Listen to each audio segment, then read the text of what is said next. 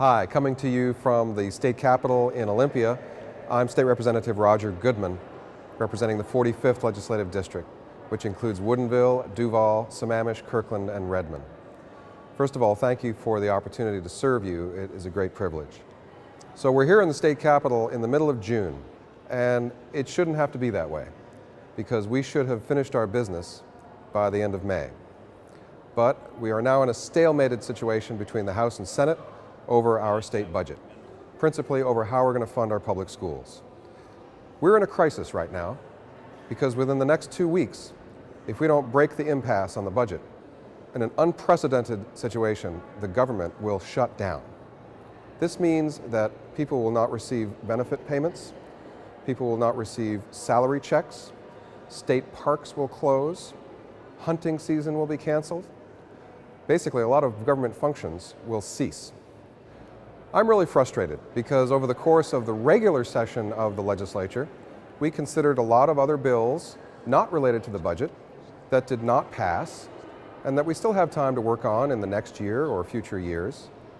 And yet, on the Senate side, they are insisting on a number of bills that do not relate to the budget and really taking our budget and, frankly, our children, our school children, hostage by insisting on these bills that are based on a certain ideology that I don't agree with in order to pass the budget.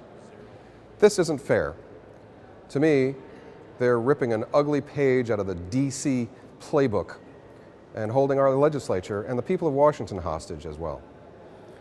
I really hope that in the next 2 weeks we're able to settle on a reasonable budget with everyone giving a little bit so that we can fund our public schools sufficiently and put aside some of the ideological struggles that will continue, but now is not the time for those struggles.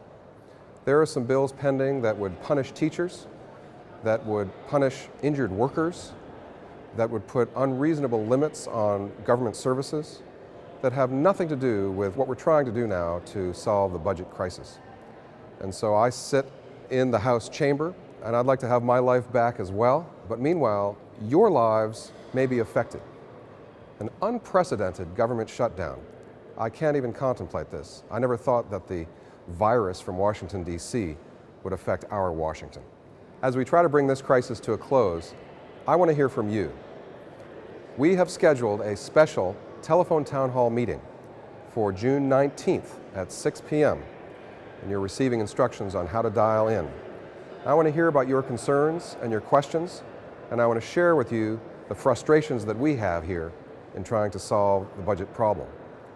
Next time when I come back for another update, I hope it'll be better news, and I think it will. I'm optimistic that we will solve the budget crisis without having to shut the government down, and we will sufficiently fund our public schools and essential services and take care of the people's business. Thanks again for the pleasure of serving you, and I'll be back to you again with some better news and my next update. Thanks a lot.